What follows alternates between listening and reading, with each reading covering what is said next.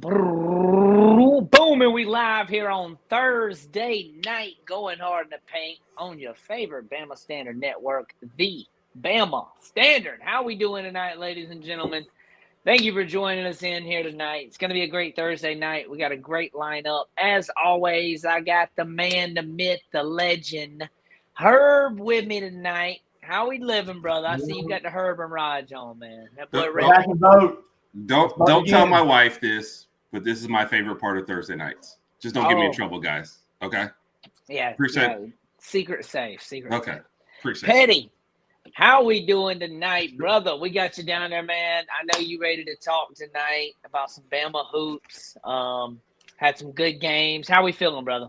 Hey, feeling better than I was last time we were here. So, yeah ready to talk some Bama hoops on a good note.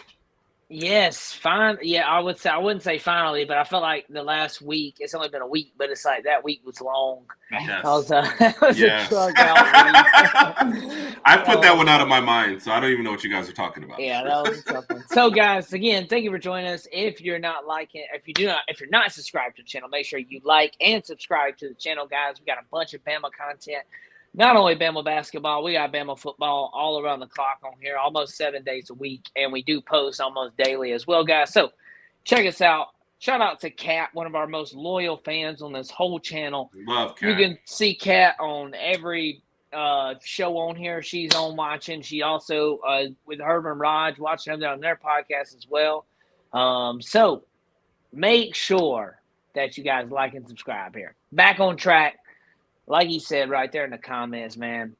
Right, back on track. So, before we get back on track and kick the show off, Herb, let the people know what they should have had on track at Coleman, what should have been going around. We went from drying tears to just cheering on the team. You got to have your title towel, right? You guys already know. You already know. You saw how many points we're putting up. Crowd got to be behind you, especially for this home stretch that we got coming up. Cheer them, take them on the road, take them wherever you go. Hit up Whitwell Sports. Those are my guys over there. Love those guys. Code is standard. Go get your discount. Get your title towel today. Look, I want to try something real quick. We're going to try our chemistry out real quick, okay? I'm holding up my towel. I'm about to pass it to you, Pettey, okay? I'm about to pass it to you. Oh, Lord. You got your towel? Where's your towel? You got to catch it from the top of the screen. I'm passing it down. I'm passing the title. Yeah. And he's on the wrong side and everything. No. That's just. Then I got to go. What? Yeah. You got to throw it over to her. Yeah, throw it over to her. And then Herb's got to pop. Talk about things that you didn't cover in the production meeting. Yeah. I just wanted to throw that one on the fly. Just wanted to throw that on. They said JT looking like Bama's version of Super Mario. But tied 12-1, making it 4-99. It's Mario. We yeah, just man. Continue to argue over who that is. 12-1 training. Yeah, I don't know who that is, man. I don't know who that is, but they know a lot about us, and it's pretty funny. But that was funny right there. Good chemistry starting off the show. Pettey, let the beautiful people know where they can find some natural stone in or around their home, and it's also pretty beautiful, if you would ask me. That's right. If you're building that dream home, don't do it without putting that natural stone on it. You've driven by and seen those beautiful homes with stone. Well, if you are building, now is the time. Go to realrockstone.com. That is Lambstone Company. They are located in beautiful Aniana, Alabama. We're one of the oldest, most trusted sources in the state. And if you tell them we sent you by using the promo code the Bama Standard, you will receive 10% off your purchase of stone. Hey, that's a pretty good deal on stone. So again, if you're building that dream home today, don't hesitate. Go to realrockstone.com. and get that stone for your house. It is, guys. Make sure you check them out right there. Link at the bottom, guys. Kicking off the show tonight, Alabama versus Kentucky recap, guys. It was a great game for the Tide right there. Mark Sears led the team with 30 points, helped the Tide win 96-83 over number 17 Kentucky. Also, guys, Alabama now has 8 wins over AP top 25 teams, which is a single-season program record. The Crimson Tide also just completed a season sweep against Kentucky, which has not happened since 2021. So, Alabama just had some good milestones right there, and a notch in the basketball program right there, knocking out 8 top 25 teams. That's really good, and we got more coming too. So it could be double digits. And then having the sweep on Kentucky, 2 times in the past 4 years or so. That's pretty good. I like that. Herb, kick us off tonight. Alabama versus Kentucky. How was you feeling about that one, brother? This is a funny one because what was the Auburn game that was still on or whatever right before it? So you're having to watch the score in the top of the thing. My wife had stolen my second TV, so I couldn't flip over. And I'm looking at the score, and we're down. And I'm like, I don't even want to call the app up on my phone yet. My brother's already calling me. He's like, what's going on in this game? I was like, I don't know. We just decided to start slow. But once we got going, I mean, it was just it. Yes, and you could just kind of tell it was one of those, look, we're just better than you guys. We're going to hit more shots. Yeah, you guys are going to score, but we're going to outscore you. And it was kind of, we needed that game coming off the losing streak and given what's coming up next. And then like you just mentioned there, man, sweeping Kentucky, that's always huge. I don't care what iteration of Kentucky you're getting. So it was nice bounce back game, nice effort from the team. Mark Sears just, I don't know, caught fire 2 games in a row to where he said, I'm leading you guys to a victory no matter what it takes. So that man love to see that game and love that 30 average. Points right now, bro. Yeah. Like a game or something like that. Man's going off right. 35-30, and I want to say like 20-21 in the last. Yeah. It was huge efforts in both, and the turnovers were down. Right? So is there any Dragon Ball Z fans in here? Maybe no, I don't know. I'm a huge Dragon Ball Z fan. But anyways, it reminds me of when Goku's getting ready to fight. He starts out in his base form and he fights all the way almost through. That's Mark Sears. Base form all the way through. The real finale's coming up, SEC tournament, March Madness. He's about to go Super March Mark, and he's about to go off. I'm telling you. I think this is just the peak of what's about to happen. And it's something that you said in the last couple of weeks, man, peaking at the right time. Like, it doesn't matter what you did early on in the season. This is the time where we need you to. Now, I will say this. We can pause it for the SEC tournament because I'm not really concerned about it. But I do need you to bottle it for the week right after. Well, I don't want to be a one and done necessarily. I want to go in there and kind of bang around a little bit, because then you get a seating. Seating's what we're thinking on that. Right. With our lovely wife popping in the chat real quick. What's up, Amoeba? Daniel, let us know real quick, man. Alabama versus Kentucky. I know you definitely was watching this one, man, and you had a close eye on it. And the Tide caught fire, like Herb said. What's your thoughts on this game, though, brother? Man, I thought this was a get-right game. I know everybody looks at the name, and I think Alabama might even come out a little bit and like, oh, it's Kentucky, and you're coming off, getting kind of handled by Missouri and a rough game at Auburn.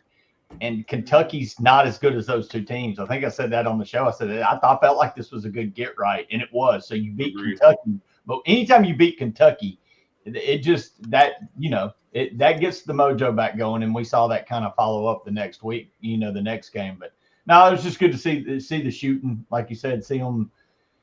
I believe this team, man. I think when the threes start falling, I think the other teams and coaches and fans are like, "Oh shit, here we go!" Like we're about to be catching up, keeping up with Alabama's tough when they get going. I've yet to see a team that could do it, and that's 2 in a row. So no, it was good to see them. Like I said, after 2 rough outings, come back to back, just white hot shooting. What's that saying? Keeping up with the Joneses. So it's kind of like keeping up with Bama when they high. Can you keep up with them?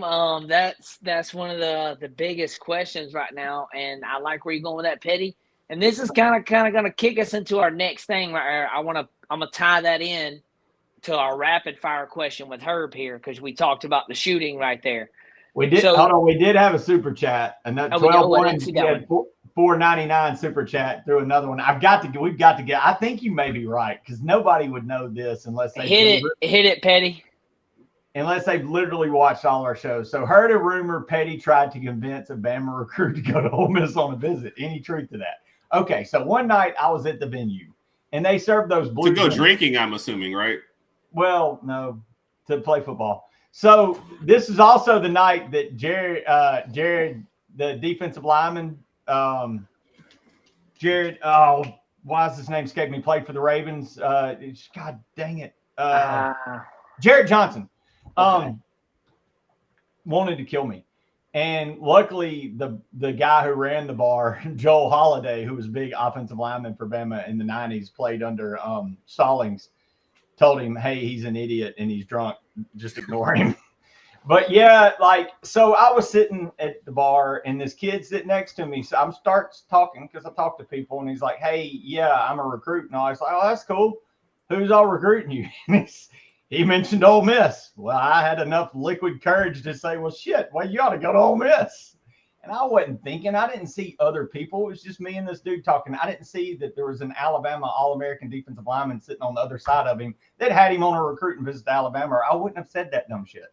But I did, and I think Mr. Jarrett wanted to break me in half, which he would have done if it wouldn't have been for an angel on my shoulder that weighed like 320 pounds.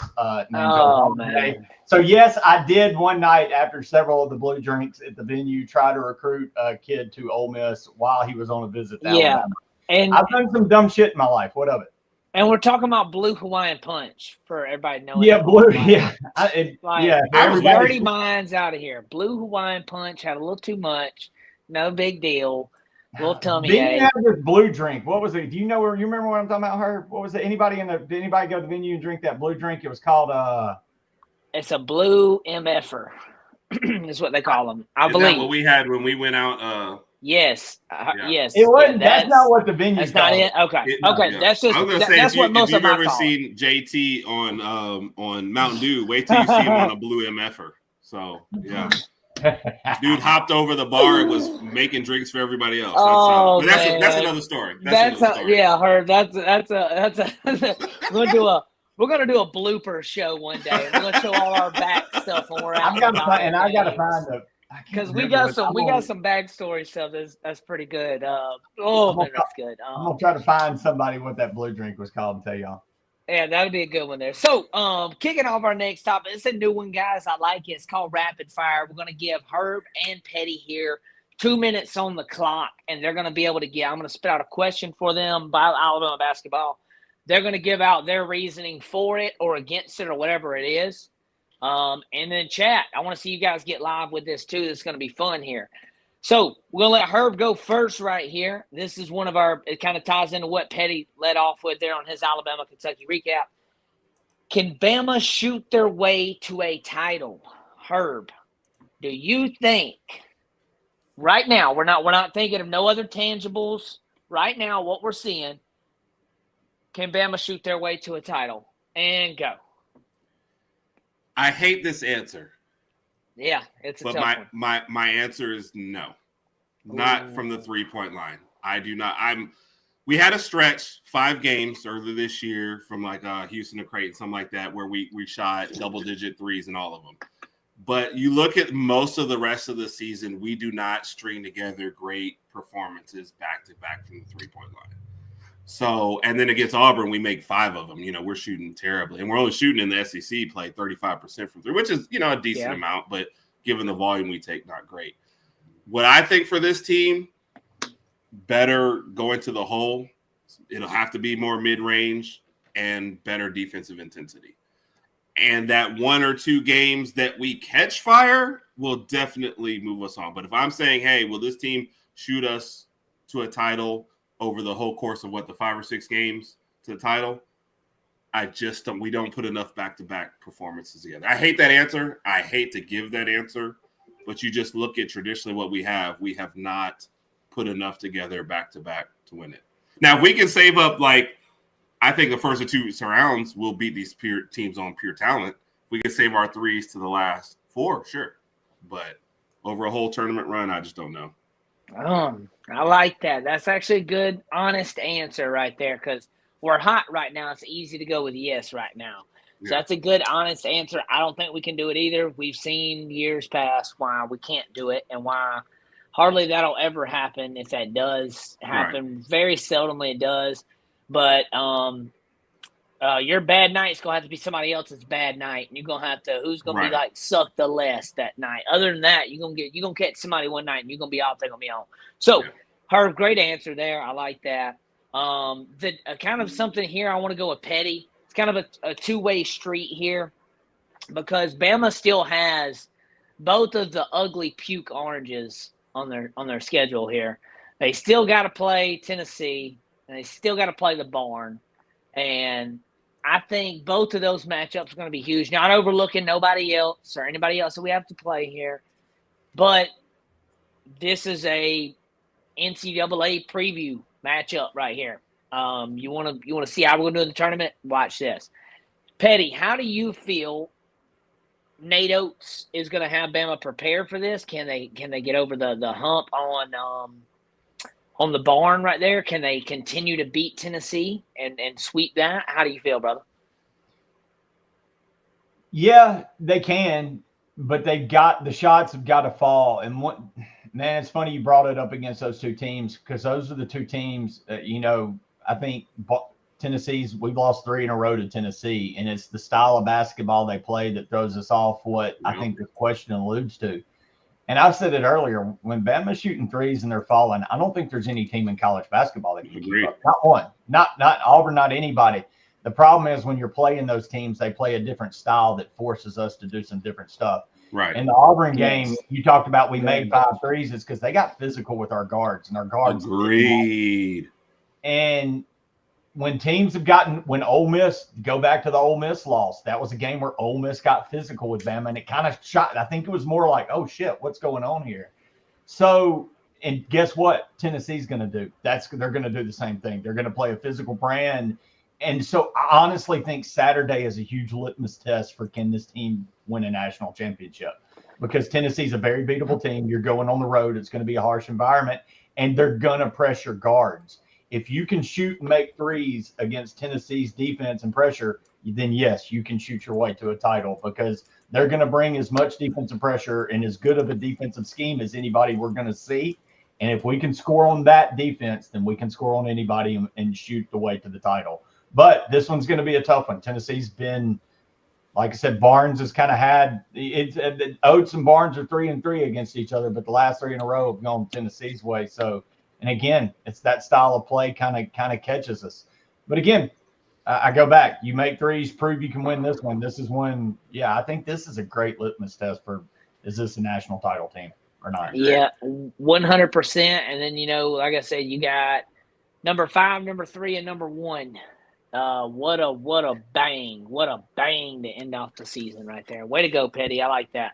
I think that if Bama, oh man, this tough right here, because you're about to play these guys and possibly going to have to redo it in the next week or so in the SEC tournament, and then possibly again in the NCAA tournament on how things shake up. So we can put a pin in that, and we'll come back to that one. That's going to be great. Did you memo Raj to get him to say something nice, Herb? Oh, man, they getting it. They getting it. He's mad typing. So, guys, that'll kind of put a pin in our rapid fire right there. Kind of comment. How about this? When this video posts, I want to get some comments. Comment next week's rapid fire questions. We're going to look at that from fans and see who will pin that to and what we'll do with that. I like that. But before we move on to the next topic, you don't even have to really. Oh, I did it upside down. You don't even really have to have a promo. I do that. You don't even have to have a promo. You just crack sells itself. You don't see commercials for it. It sells itself. See, boom. You just got to show it and people buy it. All right, you got to show it and people get it. What did Wayne's World say in that movie? It's like you build it and they will come. All right, boom. And they'll tell their friends, and then they'll tell their friends, and they'll tell their friends. So, tell your friends about telling a friend, and tell them about the podcast too. But guys, Alabama versus Mississippi State recap. Game was great game for the Tide. I can say that. Bama played great. Kind of got boring actually there for a minute. I was like, okay, this is what that's like. Not stressing about no basketball. Not me. But, Chris Youngblood scores a season high, 27 points. Number 6, Alabama, made nearly half his 45 attempts from the 3 range, 111 to 73 over number 24, Mississippi State. That is just wild right there, that the 45 attempts over a half from 3 range, and boys was on it. Mark Sears, 21 points, 10 assists, double-double right there from a man. Crimson Tide is now 23-5, and they're 12-3 in the SEC. And that's who set a season high for threes for 22 for 45 from long range, 49%. Dude, that is just amazing from the Tide. I love that. Love to see it. And peaking at the right time. Daniel Pettey, how'd you feel about Alabama, Mississippi State? Oh, I loved it. Anytime Mississippi State gets that ass just absolutely drugged. Oh, yeah, I forgot. You like Ole Miss. Yeah. See, that's a double, like my Bama basketball love and my Mississippi State and Auburn. So anytime those two teams, which Ole Miss didn't do their job of taking care of Auburn. That was Bama just beat the shit out of Mississippi this week. But no, it was great. And again, it was, I believe that was the confidence from the Kentucky game. And then you come in, and Mississippi State's not a bad basketball team. They play a physical brand of basketball. And man, you look up and it's 54-27 at the half, and you're just coasting. And I mean, Youngblood's popping 7 of 11 from 3 range. That's those are the nights. Again, that's not a bad Mississippi State team. You just beat by 30. That was a top 25 team. Yeah. That's been banged up by the SEC on losses. If you take some of their SEC losses out, I mean, there'd be a top 15, top 10 team. So, I mean, that's a great team we beat right there. Now I just want to see that kind of kick gear. And real quick, from Jahai Campbell is fast. I saw that. That man is a freak of nature. Big. If you did not see his 40, dude, oh my God. Yeah, that 40 got him paid, Daniel. You are right. That 40 jumped him. He was probably going round 1 already, but I think that made him a top 10 pick. No, I think he was looking more like what Commanders in the later, like later first. I seen later first. You may be looking 10 to 20 now. Yep. 10, maybe. Yeah. And if somebody makes a grab at you, which we've seen that happen, would not be a crazy thing to see. I might not fall to him, but the Lions, man, that would be we'll talk about that. We're talking about football now. Got me talking about football. It happens. Herb, Alabama versus Mississippi State. If that girl just said, "Hey, Pookie." Oh my goodness. Herb, that's her being nice, but she's saying, "I need you now." So hurry up. You better hurry up with this podcast stuff. I need you over here. Herb, Alabama versus Mississippi State recap. Hey, Youngblood. 27 points, man. Me and you talked about it, and Pettey, we talked about this at the beginning of the season in December. We said, can he get going for the SEC? Will he be a factor in the SEC? Well, Herb, 27 points, 7 for 11, baby. I think, and he had 7 threes both games against Mississippi. And I don't know if you guys stuck around for the post-game interview, but he said it. He's like, the brand of basketball that Mississippi State plays is a shooter's dream. He tried to be nice after that. But I mean, they play good. But he's basically saying, I knew I was going to eat these guys alive. Which, by the way, does speak to the SEC. How many teams outside of the SEC, or maybe even in the league, can say, hey, we had 4 games left, and the team that we played that was ranked number 24 in the nation was our easiest game left as far as rankings. Like, there's not a lot of places you can go where that's the case. But back to this game, I think they just built off the confidence off Kentucky because it was a lot closer at Mississippi State, 88-84. But I think they just built off that, and I think it was just like, Pettey said, man, ending that half with a Mark Sears 3. Any thought that they thought, of having any kind of momentum and maybe come out, I think that was just gone. And I think from there on, I hardly watched a lot of the second half. I wasn't analyzing. I was just like, we're steamrolling these guys. There's not enjoying. It was one of the least stressful. Rain. Yeah, yes. I could take a nap and wake up with 2 minutes left and be good. I mean, there's nothing left to say at that point. You came out, you hit shots. Yep, we were kind of free flowing offense out there. And those are nights you want to see if they can we get to 120? Let's do something dumb. Wasn't it? Which, by the way, does everyone agree Auburn was trying to get to 111 the other night just because we did? I think they was trying to run up some. Anyway, it don't matter, man. We got them coming up. I can't wait to play them last game of the season. That's gonna be a banger. And I'd love to go down there to them and spoil it a little bit. That'd be nice. That'd be real nice. But Alabama versus Mississippi State, put a pin in that one. We done there for the year unless we catch them in a tournament or in the NCAA tournament. March Madness is a marathon. Yes, you are not lying there, brother. It is. And kind of moving on where we're at. And looking ahead, we got Tennessee, Florida, and Auburn. That's number 5, number 3, and number 1. Yeah, and only one at home. And then also all those teams I just mentioned, and we're the number 6 team, okay? And then all those teams I just mentioned are all SEC that we're possibly going to have to play again in 2 weeks in the SEC tournament, and probably going to see again in some way, shape, and form of them in the NCAA. So it's in the words of our wide receiver coach Shepard, it's going to be a telltale situation the next couple games. Will Bama learn from it? Will they not? Will they win and learn and be like, all right, that's how we beat them. We got to do that next time. That's how you beat them. Boom. Stick to the game plan. I think it's going to be exciting to see. I'm ready to see Saturday, man. That's going to be something, man. So moving on, guys. Mississippi State was a great game. Don't want to harp too on it. But player of the weeks real quick. We'll rapid fire this one. I like Youngblood, the 27 points, man.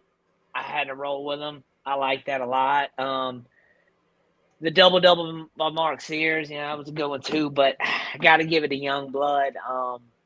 Played great. I like the 27 points, 7 for 11, man. Amazing. Pettey, who you got this week? Man, I'm going to go back to Sears. He seems to be catching a lot of heat lately, and we go as he goes. Agreed. And he goes. So we win. And and like I said, he didn't have 30 points. No, he just had 21 and 10 assists. Yeah. So, he's setting other guys up down there. And I think Amori had great – no, it was a Kentucky game. Man, I looked at the box score at one point because I've been watching the game. I looked at the box score. He had 13 boards. I was like, God, dude. I was like down there with Amari Williams banging. Bama's been playing great lately. So, there's a lot of guys. I thought about putting Amori on there too because of him getting down there and banging with Williams from Kentucky, which is a great basketball player. So, Herb, who you got this week, brother? I'm going to go with Holloway. Kind of my fault because I think you guys took the best two. I think Youngblood and Sears absolutely, and we always skip Sears because he is Sears, but I definitely agree with those two picks. So I'm gonna go back to Holloway. I think he had 31 points in the 2 games, only 1 turnover over the 2 games, and I just think a lot of times what he does doesn't necessarily show up in the box score because he's just a steady point guard coming off the bench for us. You don't see a lot of crazy plays. He gets people in the right positions. And then when he's shooting well, I think we're just a great team. So I'm always going to show him some love. I agree 100% there, bro. And I think it does show up in the box score a little bit, but I think it's a undermining one. But those 10 assists are big, guys. That's getting other guys buckets at a time where we're going to need a 3 from somebody else. We're going to need a hard drive foul and somebody else get on the line. It may not be Sears, may not be Nelson. So that's why I like seeing Youngblood step up here. Lets me know Nelson's off, Sears is off. Well, hey, Youngblood scored 27. Pass him the ball. This man over here can score too. Holloway, pass him the ball. So I like the depth by Bama. Agreed. I think there's a difference this year when you go to looking at that. Can Bama shoot their way to a title? This year, if you say yes, I think it's a better yes this year than it is any other year because of the depth. 1,000%. Because of the depth. And then when I say depth, also you got Amari down there, foul trouble, keep him good. You keep him good down there, and then you got Diabate, and you got other guys that you can rotate in. Jared, you can rotate different guys in that are big body that can get down there and bang for boards and create that lane. When they move out the lane, it creates a space for a Mark Sears to slide in. So great things there for Bama. We're going to pull up the questions real quick for the show. Herb, I'm going to let you take this one, brother. I got to bounce, guys. Thank you guys for joining this week. Herb finishes off right here with the questions. Appreciate you, man. Yep. Y'all have a good one, brother. Be good, buddy. Yes, sir. All right. So this is a really, really good question from how y'all feel about Coach Oats managing playing time. I feel like part of this kind of went a little off when Phylon was kind of banged up and kind of messed up the rotation. Because I liked him coming off of I liked him starting better with Sears, and I liked Holloway, Youngblood, and Diabate all coming off the bench. But I think there's certain little things that have been messed up in his rotation by injuries, certain places, So I think he's done as good a job as he can, given what he wanted to do to start this year. Like the Reitzel injury, that was huge for what he wanted to do this year. So, and I think Reed's been banged up a couple times. Even Mallet, they burned his. They kind of got him out there before they wanted to, and then he's got banged up. So I think he's done as good a job as he can with what's going on. And I think the biggest key now is, spacing out Amori and Diabate's time, and Holloway and Sears' time as his main ball handlers and big men. But I think he's done fine. What do you think, Pettey? Yeah, and man, given the depth of this team, that could have been an issue. There's that's one ball and a lot of dudes to go around. I think he's actually done a really brilliant job, and the injuries have kind of afforded him the opportunity to get more guys in where he might not have been able to. So, and it showed that they could play, so they even had a depth later. I think he's kind of done a good job. And then and the question's going to come up on Big Cliff. Cliff starts a lot of games, but you see Diabate coming in a lot of minutes, and I think he's got a good rotation. So you're not going to get me much on Oats. I think Oats is analytically one of the best coaches in college basketball. Yep. This is where he thrives is the X's and O's. A lot of coaches, you'll see it. Actually, Barnes is one, and most coaches, the theory of if a guy gets 2 fouls early, they're going to pull him for minutes. Oats doesn't believe in that. Oats believes you're going to get your fouls. When you get your fouls, it just all works out in the grand scheme of the game. You get 2 fouls in the first 3 minutes, Oats will play you. He'll keep running you. So, and that's just a long-winded of I do think he's doing a good job with it. But again, I think Oats is just a magician analytically and one of the best in the game at it. Which kind of leads this question. I'll let you lead it from Joe Edwards. Do you all think we need a legit big man to control the middle and the boards? I do not think Cliff is not the guy. What do you think on that? I think maybe he's been a little more disappointing than what we thought, because he's largely been outplayed by Diabate. And I think that's kind of the problem when you look at it. Look, the style of basketball, and we've kind of covered this question before, the style of basketball that we play, it's going to make it harder to recruit big men than it is to, recruit wings and forwards. Like you recruit a wing and say, hey, man, even if I get you 20 minutes, you can probably, average still 10, 15 points easily, get up plenty of shots. If I recruit a big man, it's like, hey, man, come here and never have us dump the ball down low to you ever and just rebound and maybe block shots. It's going to be harder to do. But to the direct question, I think Diabate's outplayed him, but Diabate seems to get outside of himself, if that makes sense, a little too often. Try to do a little bit too much. So it's like you kind of want a melding of the two to maybe get where we want to. Like, maybe Diabate's attitude and maybe physicalness. Sometimes Cliff just seems to disappear in games, and you don't even realize he's on the court. So, do we need a legit? Yes, but the style we play, you're not going to have your pick of the litter of big men. I don't think. No. What you got?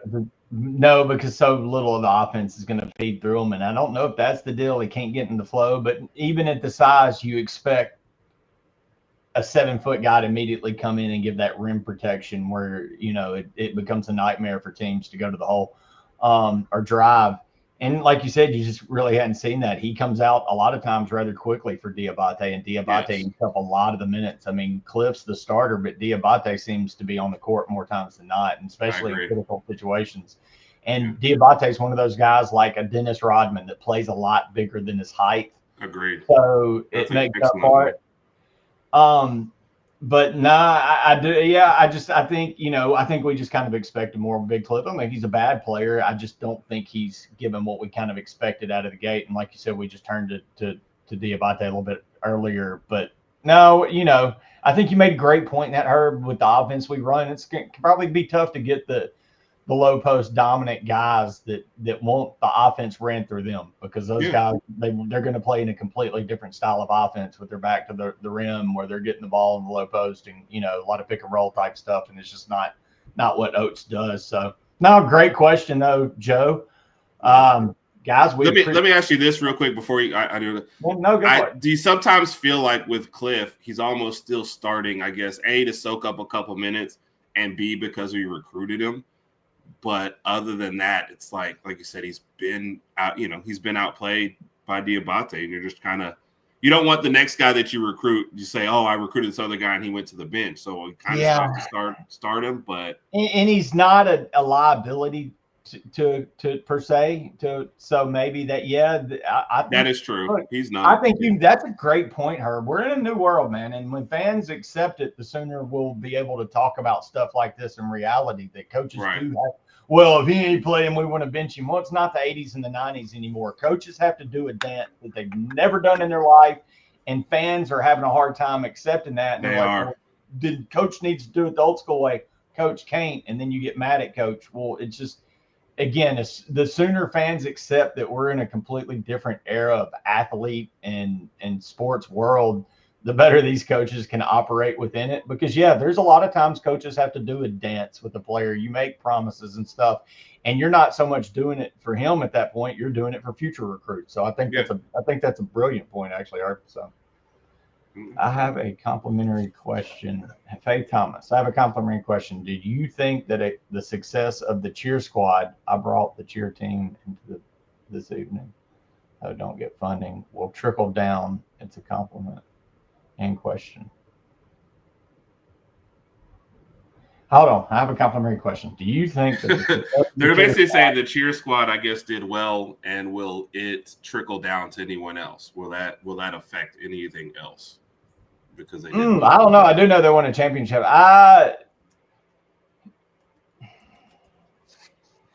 feel like you've got a hierarchy. Like the success of the football team trickles down a little bit more than other ones, especially if you're not getting funded. So it's kind of. I do think success breeds success, though, even at like the alternate levels of the sports. But it does start at football and roll down. But when you see like the gymnastics or the dance squad, or I think it does maybe up the bar for the secondary sports on campus. And Alabama has been really good in cheer. Shout out to my man Brandon. 7th national title, so congrats to them for sure. Yeah, absolutely. Great point, Faith. Thank you. I think that's a campus-wide thing, though. I think winning breeds winning. You're starting to see it pick up in baseball. I think the that is true. Football. So the real LeBron and the real LeBron. Man, that's good. If you're not watching, and I hate this because I love all sports. I'm that kind of nerd. I went out to Sewell Thomas and watched a lot of baseball. But the LeBron kid at shortstop for Alabama is a baller, a legit MLB shortstop playing for Alabama right now. So get out Sewell Thomas, check those guys out. Support all the sports at Alabama. You should. Yeah. Agreed. With that said, how can we find you all over the world, or when we're not in the voting booths? Well, we start off with on Sunday nights, 7:00 on the Bama Standing Network, talking Bama. Every Thursday night here with these two amazing gentlemen on Going Hard to Play at 7:30. And then if you want to vote for me and Raj every Tuesday nights at 8 p.m., you can catch us live. And then all of our videos, Raj is doing his top 5 every week. Last week he did the top 5 muscle hamsters that he from Bama. This week it is the top 5 things he wants to see replaced in the 8A game. So check him out. Love it. Well, I'm Daniel Pettey. I'm all over the network. Hey, Daniel, nice to meet you. I'm Daniel Pettey. I have a problem. I'm all over this network way too much. I'm here on Mondays with my man Smoke Dixon. If you don't know who that is, he is one of the most You're missing out. One of the most. You don't know, you're missing out. You're missing out. Smoke is always there to tell you what his truth, and he ain't scared to tell it to you, whether it hurts your feelings or not. I love him. He's my man. He's on there with me every Monday night at 7 on the opening kick. And then I'm again on Tuesday. I'm back at 8 Central on the final whistle. Check us there. Christian Hughes is dead on. Alabama, the last time they won a national title, they canceled a day and they sold the actual Denny dog, not this pretender horse shit that doesn't have the mustard, ketchup, sprout, concoction. Thank you, Christian. Anytime somebody brings that up, I think they know that's like a trigger for me. If somebody just puts it in the chat that I'm just going to go on a damn rant. Dude, if you would have been in the stadium with me 2 years ago when I realized, maybe it was 2 or 3 years ago, when I realized they had taken it out, the full-blown damn meltdown like a child I had in line. I would have paid to be there for that. Because the problem is it still says Denny dog on the sign. So it's just complete false advertising horse shit. Oh my God, it pisses me off so bad. So you can catch me on this network bitching about the Denny dog. Bring it back, Alabama. And if they do, I'm taking full credit for my stance on this show. Also, and you can catch me here on Thursday nights talking Bama basketball as we head into March Madness, guys. I don't care what sport you cheer for. March Madness is one of the greatest single events in all of sporting world, and it is getting here. It is fun, and the Tide looks to make a lot of noise. So, man, catch us back here. I'll be with Herb and JT talking Bama basketball. Love it, man. SEC tournament's going to be interesting, as people said, but March Madness is going to be wild. I mean, you look at how many SEC teams in there, you're probably seeing a rematch as early as people are all excited. I'll be honest, I'm glad you brought that. I'm not as excited about the tournament. I'm more like, damn, we got to keep doing this. We've already done this for 2 months. The SEC tournament, I am probably the least excited I've been, because you don't know how much effort you're honestly getting from your and top how much teams. do you expend that could hurt you? How much do you need to expend to kind of keep your seeding? Yeah, I'll be honest. I'm more ready for March just because it's going to be a breath of fresh air to see all these SEC teams that have just beat the shit out of each other go play other teams and see how that parlay how they actually match up. Yeah, I agree with you. I agree. No, I'm 1,000% more into the March Madness than I am. I mean, SEC tournament, like you said, you're like, oh, here they go for their third matchup this year. Kill it. Let's kill each other for one more week. Right. But it'll be great. It'll be great basketball. Yeah, just wait till you see Vanderbilt and Arkansas in the SEC championship game, because everybody else is like, we're done. Hey, Arkansas is not a bad dart. They're playing like nobody's paying attention, but their NBA guys are starting to play like NBA guys. They're kind of playing good basketball. I was watching them last night. Yeah, they're not a bad team. Whitwill in the chat, smash that like, hit that subscribe so you get all that wonderful Bama comment. But more than that, go get your title towel at whitwillsports.com. Like I said, love those guys. Promo code standard, get 20% off. And with that said, man, Herb, as always, been a pleasure. Roll Tide. Always, man. Roll Tide. Have a good night, everybody. Appreciate you. See y'all next time.